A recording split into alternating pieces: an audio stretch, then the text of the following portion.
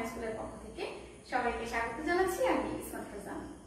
আশা করছি সবাই ভালো আছো, নিরাপদে আছো এবং অবশ্যই ঘরেই আছো। আজকেও আমি এসেছি পঞ্চম শ্রেণীর শিক্ষার্থী বন্ধুদের জন্য বাংলা ক্লাস নিয়ে। তাহলে পঞ্চম শ্রেণীর শিক্ষার্থী বন্ধুরা বই এবং খাতা কলম নিয়ে দ্রুত বসে পড়ো। চলো আমরা আমাদের আজকের ক্লাস শুরু করি। প্রিয় শিক্ষার্থীরা, প্রথমে আমি তোমাদেরকে কয়েক লাইন গান শোনাই। তবে হ্যাঁ, এরপর কিন্তু আমি প্রশ্ন করব, দেখি কে বলতে পারে। ঠিক আছে? তাহলে চলো আমরা গানটি শুনি। হারিয়ে আমার মনে মাতানো দেশ, হায়রে আমার সোনা ভোলা মাটি, রূপ দেখে তোর কেন আমার নয়ন ভরে না তোরে, এত ভালোবাসি তবু পরাণ ভরে না। খুব সুন্দর না গানটি? আমার খুব প্রিয় একটি গান। এবার বলো তো, এই গানে কোন দেশের কথা বলা হয়েছে? হ্যাঁ, আমাদের দেশের কথা বলা হয়েছে। আমাদের দেশ মানে বাংলাদেশের কথাই বলা হয়েছে, তাই তো? ঠিক বলেছো, খুব সহজ প্রশ্ন। আচ্ছা, এবার বলো তো, এই গানে বাংলাদেশে বা আমাদের দেশে কোন দিকটি ফুটিয়ে তোলা হয়েছে বা কোন দিকটি প্রকাশ করা হয়েছে? হ্যাঁ, এই গানে আমাদের দেশের প্রাকৃতিক সৌন্দর্যের কথা প্রকাশ করা হয়েছে, অর্থাৎ প্রকৃতি এবং প্রাকৃতিক সৌন্দর্য, তাই তো? বাংলাদেশ মানে আমার দেশ, নিজের দেশ, তাই না? আর নিজের দেশ এই শব্দটাকে আমরা একটি শব্দ দ্বারা প্রকাশ করতে পারি। নিজের দেশকে আর কি বলা হয় জানো? স্বদেশ। নিজের দেশ মানে হচ্ছে স্বদেশ। তাহলে চলো আমরা আজকে আমাদের বইয়ের স্বদেশ কবিতাটি পড়ব। তাহলে আমাদের আজকের পাঠ কি হবে? স্বদেশ। আমাদের আজকের পাঠ হচ্ছে স্বদেশ কবিতা। আর এই কবিতাটি কে লিখেছেন জানো? এই কবিতাটি লিখেছেন কবি আহসান হাবিব। স্বদেশ কবিতাটি কে লিখেছেন? কবি আহসান হাবিব। তোমরা সবাই নিশ্চয়ই আমার সাথে কবিতার নাম এবং কবির নামটি লিখে নিয়েছো। স্বদেশ কবিতা, কবি আহসান হাবিব। চলো প্রথমে পাঠ শুরু করার আগে আমরা কবি সম্পর্কে কিছু তথ্য জেনে নিই। কবি আহসান হাবিব। জন্ম, তোমরা কি জানো কবি আহসান হাবিবের জন্ম কত সালে? হয়তো অনেকেই জানো, 1917 সালে। 1917 সালের ফেব্রুয়ারি মাসের 2 তারিখ কবির জন্ম। আর কবি আহসান হাবিবের পিতার নাম কেউ বলতে পারবে? কবি আহসান হাবিবের পিতার নাম হচ্ছে হামিজউদ্দিন হাওলাদার। নিশ্চয়ই তোমরা অনেকেই আগে থেকে জানো, তাই না? আর যারা জানো না, আজকে আমরা সবাই একসাথে জেনে নিলাম। কবি আহসান হাবিবের পিতার নাম হামিজউদ্দিন হাওলাদার।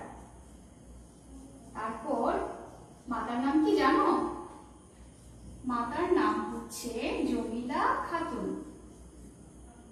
কবি আহসান হাবিবের পিতা হামিজউদ্দিন হাওলাদার আর মাতার নাম হচ্ছে জমিলা খাতুন।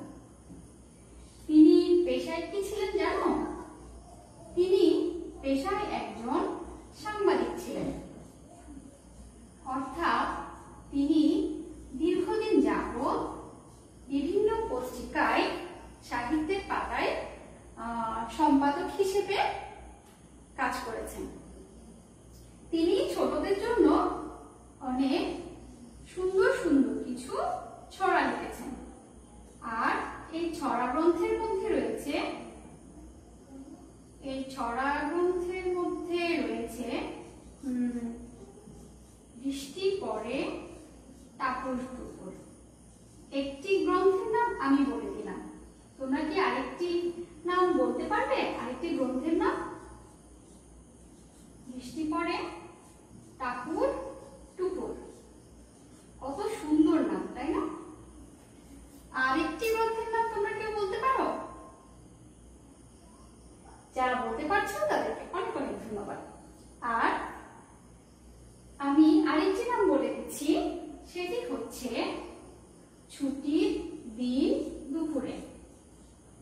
ছুটির দিন দুপুরে। অনেক সুন্দর সুন্দর এবং মজার কিছু ছড়া রয়েছে এই গ্রন্থটিতে। কবি আহসান হাবীব মৃত্যুবরণ করেন কোন সালে? কেউ জানো? হয়তো অনেকেই জানো। কবি আহসান হাবীব মৃত্যুবরণ করেন 1985 সালে 10 জুলাই। তাহলে চলো আমরা আরেকবার জেনে নিই। কবি আহসান হাবীব জন্ম 1917 সালে, পিতা হামিদুদ্দিন হাওলাদার, মাতা জমিলা খাতুন। আর তিনি পিরোজপুর জেলার শঙ্করপাশা গ্রামে জন্মগ্রহণ করেন। তিনি পেশায় ছিলেন একজন সাংবাদিক। তিনি ছোটদের জন্য খুব মজার কিছু ছড়া নিয়ে বই লিখেছেন। একটি হচ্ছে বৃষ্টি পড়ে টাপুর টুপুর, আমরা আরেকটি গ্রন্থের নাম লিখলাম ছুটির দিন দুপুরে। কবি মৃত্যুবরণ করেন 1985 সালের 10 জুলাই। এখন নিশ্চয়ই তোমরা কবি সম্পর্কে অনেক কিছু বলতে পারবে। পরবর্তীতে আমরা আরো অনেক কিছু জেনে নিব। তাহলে এবার চলো আমরা আমাদের স্বদেশ কবিতাটি পড়ি। সবাই বই নিয়েছো? স্বদেশ কবিতাটি খুঁজে বের করি। আমি একবার পড়ে দিচ্ছি, তোমরা আমার সাথে বইয়ে আঙুল দিয়ে মিলিয়ে নিবে এবং মনোযোগ সহকারে শুনবে। আর পড়া শেষে আমরা আলোচনার মাধ্যমে আজকের পাঠ সম্পর্কে জেনে নেব। আর আবৃত্তি করার সময় কিভাবে করব? স্পষ্টভাবে ছন্দ বজায় রেখে এবং প্রমিত উচ্চারণে আবৃত্তি করার চেষ্টা করব। আমি একবার আবৃত্তি করে দিচ্ছি, আমি জানি তোমরা আমার চাইতে আরো ভালোভাবে আবৃত্তি করতে পারবে। তাহলে বইয়ে আঙুল দিয়ে মিলিয়ে নাও এবং মনোযোগ দিয়ে শোনো। আবৃত্তি করছি কবি আহসান হাবীবের স্বদেশ কবিতাটি। এই যে নদী, নদীর জোয়ার, নৌকা সারে সারে, একলা বসে আপন মনে বসে নদীর ধারে। এই ছবিটি চেনা, মনের মধ্যে যখন খুশি এই ছবিটি আঁকি। এক পাশে তার জারুল গাছে দুটি হলুদ পাখি। এমনি পাওয়া এই ছবিটি করিতে নয় কেনা। মাঠের পরে মাঠ চলেছে, নেই যেন এর শেষ। নানা কাজের মানুষগুলো আছে নানান বেশ। মাঠের মানুষ যায় মাঠে আর হাটের মানুষ হাটে। দেখে দেখে একটি ছেলে সারাটা দিন কাটে। খুব সুন্দর না? আজকে আমরা এতটুকুই পড়বো, ঠিক আছে? তাহলে আমরা এখান থেকে কি জানলাম? একটি ছেলে সারাদিন কোথায় বসে আছে? নদীর ধারে বসে আছে। সেখানে বসে বসে সে কি করছে? মনে মনে একটি ছবি আঁকছে। কোন ছবিটি? নদীর তীর, নদীর ধারে একটি গাছ। কি গাছ? জারুল গাছ। সেই গাছের ডালে দুটি হলুদ রঙের পাখি বসে আছে। নদীতে কি চলে? সারি সারি নৌকা চলে। আমাদের দেশের নদী, নৌকা, পাহাড়, পর্বত এগুলো একেবারে অফুরন্ত সম্পদ, তাই না? বাংলাদেশ তো নদীমাতৃক দেশ আর পাহাড় পর্বতে ঘেরা সবুজ শ্যামলিমায় ঘেরা দেশ। এখানে আসে সেই ছেলেটি আর কি দেখছে? দেখছে মাঠের পরে মাঠ, যেন এর কোনো শেষ নেই। এখানে নানা কাজের নানান মানুষ, তাদের অনেক অনেক কাজ। কেউ মাঠে যায়, কেউ আবার হাটে যায়। আর এসব দেখে দেখে একটি ছেলে সারাদিন কেটে যায়। সুজলা সুফলা শস্য শ্যামলা আমাদের এই বাংলাদেশ, নদীমাতৃক বাংলাদেশ, এ দেশে রয়েছে সবুজ গাছপালা, সবুজ বনবনানী, নীল আকাশ, নদী, পাহাড়, পর্বত, সমুদ্র, কত সুন্দর, তাই না? মাঠের পর মাঠ, সবুজ মাঠ, সেই মাঠে সোনালী ফসল ফলে, নদীতে পালতোলা নৌকা চলে, নানান ধরনের নানান ধর্মের নানান মানুষ, তাদের পোশাক আশাক ভিন্ন, তাই না? ছেলেটি সারাদিন বসে বসে এই সুন্দর ছবিটি মনে মনে আঁকছে আর ভাবছে আর কি করছে, দেখছে। তোমাদের কারো বাড়ির পাশে যদি নদী থাকে, তাহলে তোমরাও নিশ্চয়ই দেখেছো যে আমাদের নদীগুলোতে পালতোলা নৌকা চলে। তেমনি যেভাবে এই ছেলেটি তার পাশে থাকা নদীতে নৌকা দেখছে, তাই না? তাহলে আমরা এই পাঠ থেকে অনেক কিছু জানলাম। বাংলাদেশের বা আমাদের দেশের প্রাকৃতিক বৈচিত্র্য সম্পর্কে অনেক কিছু জানলাম একটি ছবির মাধ্যমে। একবার মনে মনে কল্পনা করো তো, তুমিও নিশ্চয়ই এমন একটি ছবি দেখতে পাচ্ছ। তোমার মনে মনে তোমার কল্পনায় যে ছবিটি রয়েছে, সেখানে নিশ্চয়ই আরো অনেক কিছু ভাসছে। এবার চলো আমরা এই পাঠ থেকে যুক্তবর্ণ আছে কিনা একটু খুঁজে দেখি। তোমরা কি এই পাঠে কোনো যুক্তবর্ণ খুঁজে পাচ্ছ? না, এই পাঠে কিন্তু একটিও যুক্তবর্ণ নেই। দেখেছো কবি কত সহজ করে আমাদের জন্য এই কবিতাটি লিখে গেছেন, তাই না? এবার তাহলে চলো আমরা কিছু নতুন শব্দের অর্থ জেনে নিই। এই কবিতায় যে শব্দগুলো রয়েছে, তোমরা নিশ্চয়ই এই শব্দগুলো বুঝতে পারছো, কারণ এখানে কবি একেবারে সহজ সহজ কিছু শব্দ ব্যবহার করেছেন। আর কোনো নতুন শব্দ খুঁজে পাও কিনা একটু দেখো তো। আমি কিছু নতুন শব্দ তোমাদের জন্য আগে থেকে তৈরি করে নিচ্ছি, যেহেতু আমাদের সময় কম থাকে, আমি তোমাদেরকে সেগুলো দেখাই। তোমরা আমার সাথে একবার দেখুন। এখানে কিছু শব্দ রয়েছে, সেটি হচ্ছে কড়ি। কড়ি মানে কি তোমরা জানো? কড়ি মানে হচ্ছে এক ধরনের ছোট্ট সাদা ঝিনুক। কড়ি মানে কি? এক ধরনের ছোট্ট সাদা ঝিনুক। আর এখানে কিন্তু কড়ি শব্দটাকে মুদ্রার প্রচলন হিসেবে ব্যবহার করা হয়েছে, অর্থাৎ বলেছে এমনি পাওয়া এই ছবিটি কড়িতে নয় কেনা, মানে এমন সুন্দর ছবিটি টাকা দিয়ে কেনা যায় না, যেটা শুধুমাত্র আমাদের দেশে দেখতে পাওয়া যায়। এত সুন্দর একটি প্রকৃতি, সেটা কি টাকা পয়সা দিয়ে কেনা সম্ভব? কখনোই না। এরপর আমরা আরেকটি শব্দ পেয়েছি, সেটি হচ্ছে বেশ। বেশ শব্দটিকে আমরা অনেকগুলো অর্থে ব্যবহার করি। কখনো বেশ মানে বোঝায় ভালো, কখনো বেশ শব্দ দিয়ে অনেক বোঝানো হয়, অর্থাৎ সংখ্যায় বেশি। আর এখানে বেশ শব্দটি ব্যবহার করা হয়েছে পোশাক অর্থে, অর্থাৎ এখানে বেশ শব্দের অর্থ হচ্ছে পোশাক বা পরিধেয়। এখানে নানান কাজের মানুষ রয়েছে, তাদের নানান ধরনের পোশাক, তাই না? আমাদের দেশে নানান মানুষ, তো বিভিন্ন ধরনের মানুষ বিভিন্ন ধরনের পোশাক পরে, যেমন ছেলেদের পোশাক, মেয়েদের পোশাক, সব আলাদা আলাদা, তাই না? ভিন্ন ভিন্ন ধরনের।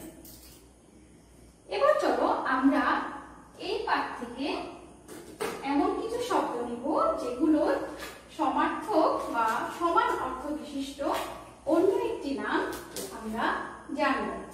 অর্থাৎ আমরা এখন যেটা জানবো সেটা হচ্ছে কিছু শব্দের সমার্থক শব্দ। সমার্থক শব্দ যেমন নদী। নদী শব্দের সমার্থক শব্দ হচ্ছে তটিনী। নদী শব্দের সমার্থক শব্দ কি? তটিনী। আরো অনেকগুলো হয়, যেমন স্রোতস্বিনী, পল্লবিনী, এমন আরো অনেকগুলো সমার্থক শব্দ রয়েছে। আমরা একটি লিখলাম তটিনী। নৌকা। নৌকা শব্দের সমার্থক হচ্ছে তরী। নৌকা শব্দের সমার্থক কি? তরী। তোমরা কি তরী শব্দটি আগে কখনো শুনেছিলে? খুলিখাল তুলিপাল ওই তরী চলল, এইবার চোখ খুলল। সেই ছোটবেলায় পড়া কবিতাটি মনে আছে? তাহলে নৌকা শব্দের আমরা আরেকটি সমার্থক শব্দ জানলাম, তরী। ছবি। ছবি শব্দের সমার্থক শব্দ হচ্ছে চিত্র। মন। মন শব্দের সমার্থক শব্দ হৃদয়। মন শব্দের সমার্থক শব্দ কি? হৃদয়। দিন। দিন শব্দের সমার্থক শব্দ হচ্ছে দিবস। তোমরা নিশ্চয়ই আমার সাথে লিখে নিয়েছ। আমরা তাহলে এখান থেকে কি পেলাম? আমরা এখান থেকে দুটি শব্দের অর্থ জানলাম এবং কিছু শব্দের সমার্থক অর্থ জানলাম বা সমার্থক শব্দ জানলাম। আর যে অংশটুকু আমরা আজকে পড়িনি, এরপরে অর্থাৎ এর পরের অংশটুকু তোমরা কিন্তু ভালোভাবে পড়ে নেবে।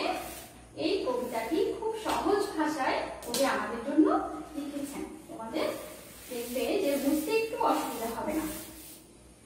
এবার চলো আমরা বাড়ির কাজ কি থাকবে সেটি জেনে নিই। আমাদের বাড়ির কাজ থাকবে নিচের প্রশ্নগুলোর উত্তর লেখো। নিচের প্রশ্নগুলোর উত্তর লেখো। প্রশ্নগুলো হচ্ছে: ক, ছেলেটি কোথায় বসে আছে? সে কিসের ছবি আঁকছে? এখন নিশ্চয়ই তোমরা এই প্রশ্নের উত্তর বলতে পারবে। ছেলেটি কোথায় বসেছিল? নদীর ধারে, তাই তো? খ, করিতে নয় কেনা বলতে কি বোঝানো হয়েছে? চারটি বাক্যে লেখো। করিতে নয় কেনা অর্থাৎ টাকা পয়সা দিয়ে কেনা যায় না, এমন বলতে কি বোঝানো হয়েছে? চারটি বাক্যে লেখো। গ, তোমার দেখা যে কোনো নদী সম্পর্কে চারটি বাক্য লেখো। গ হচ্ছে কি? তোমার দেখা যে কোনো নদী সম্পর্কে চারটি বাক্য লেখো। আর সম্পূর্ণ কবিতাটি ভালোভাবে পড়বে এবং পড়ার পরে কবিতার মূল ভাব লেখো। মূলত এই কবিতায় বাংলাদেশের প্রাকৃতিক বৈচিত্র্য সম্পর্কে বলা হয়েছে। তোমরা যখন ভালোভাবে কবিতাটি পড়বে তোমরা মূল ভাব অবশ্যই লিখতে পারবে। আর প্রয়োজনে পাঠের শেষে কবিতার মূল ভাব অংশটি একবার পড়ে নিতে পারবে। সেই মূল ভাব অংশটি ভালোভাবে পড়ে নিজের ভাষায় কবিতার মূল ভাব লিখবে, ঠিক আছে? আর কবিতাটি আবৃত্তি করার চেষ্টা করবে এবং অবশ্যই বই না দেখে মুখস্থ লেখার চেষ্টা করবে। তাহলে আজ এ পর্যন্তই। আমরা আজকে স্বদেশ কবিতা সম্পর্কে স্বদেশ কবিতাটি পড়লাম এবং অনেক কিছু জানলাম। দেখা হবে আগামী ক্লাসে। প্রত্যাশা করছি সবাই ভালো থাকবে, নিরাপদে থাকবে, স্বাস্থ্যবিধি মেনে চলবে, বাবা মার কথা শুনবে, মনোযোগ দিয়ে পড়ালেখা করবে। আর যার যার সৃষ্টিকর্তার কাছে আমরা যেন এই মহামারী খুব শীঘ্রই কাটিয়ে উঠতে পারি, বিপদমুক্ত হতে পারি, সেই জন্য দোয়া চাইবে। দেখা হবে আগামী ক্লাসে। আল্লাহ হাফেজ।